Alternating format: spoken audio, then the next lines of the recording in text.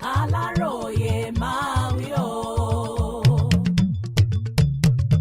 Ìrẹjẹ ni bí ààrẹ bá tún wá láti apá Guusu lọ́dún 2027, Atiku ló sọ bẹ́ẹ̀.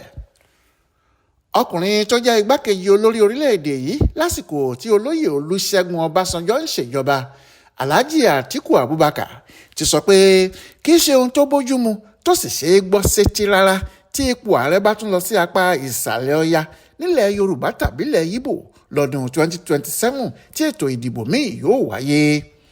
Ọkùnrin náà ní ìrẹ́jẹ ńlá gbà ní eléyìí yóò jẹ́ nítorí àwọn èèyàn agbègbè náà yóò ti lo ọdún 17 nípò láti ìgbà tí ètò ìjọba àwaarawa ti bẹ̀rẹ̀ lọ́dún 1999 tí àwọn èèyàn apá òkè ọya yóò sì lo ọdún 11 péré. Lọ́jọ́ Ajé Monday ọjọ́ 9 oṣù yìí ni Atiku sọ̀rọ̀ ọ̀hún di mímọ̀ nípasẹ̀ akọ̀wé ìròyìn rẹ̀ Paul Ibe. Nígbà tó ń ṣàlàyé ọ̀rọ̀ ọ̀hún lórí ojú òpó ayélujára rẹ̀, ọkùnrin tó gbẹnu Atiku Abubakar sọ̀rọ̀ ọ̀hún sọ pé gbogbo ẹnu ni Atiku fi ń sọ pé kò sí ìdí pàtàkì kan tí ààrẹ Bọ́lá Tinubu tàbí ẹnikẹ́ni láti apá gúúsù ilẹ̀ wa yóò fi tún sọ pé àwọn fẹ́ dupò ààrẹ lọ́dún 2027. Ọkùnrin tó díje dupò ààrẹ orílẹ̀-èdè yìí lábẹ́ ẹgbẹ́ òṣèlú PDP lọ́dún tó kọjá sọ pé àwọn èèyàn apá gúúsù ti pẹ́ nípò ààrẹ ju àwọn ẹ̀yà tó kù lọ nílẹ̀ wa, yóò sì jẹ́ ìrẹ́jẹ pátápátá àti ohun tí kò bójúmu, pàápàá bí Tinubu tàbí ẹnikẹ́ni láti agbègbè ẹ̀ bá tún bọ́ sórí àlééfà ìjọba.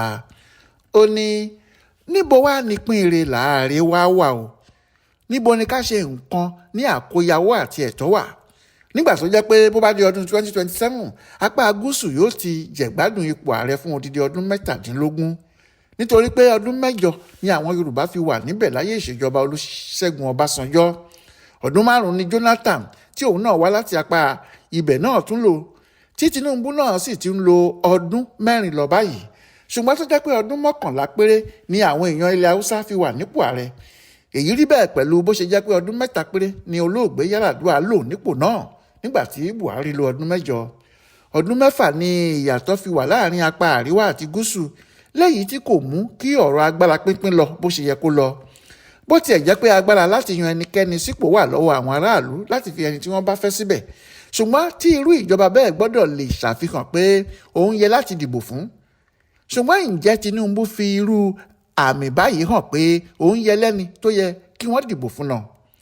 Lọ́jọ́ Ajé Monday ọjọ́ 9 oṣù yìí ni akọ̀wé àgbà fún ìjọba orílẹ̀-èdè yìí tó tún ti fìgbà kan jẹ́ gómìnà ìpínlẹ̀ Benue George Akume sọ nínú ìfọ̀rọ̀wérọ̀ kan tó ṣe pẹ̀lú iléeṣẹ́ tẹlifíṣàn TVC pé kò sáàyè nílé ìjọba àti pé ẹnikẹ́ni tó bá fẹ́ ṣe ààrẹ láti apá àríwá gbọ́dọ̀ dúró de ọdún 2031 tí ipò náà yóò tó tún yí kàn wọ́n.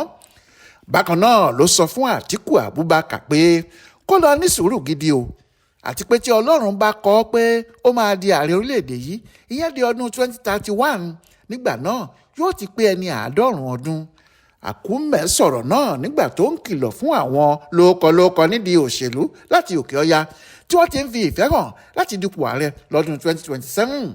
Ó ní àfi kí wọ́n dúró di ọdún 2031 tí ààrẹ Tinubu yóò ti parí sáà rẹ̀ méjèèjì gẹ́gẹ́ bí olórí orílẹ̀-èdè wa.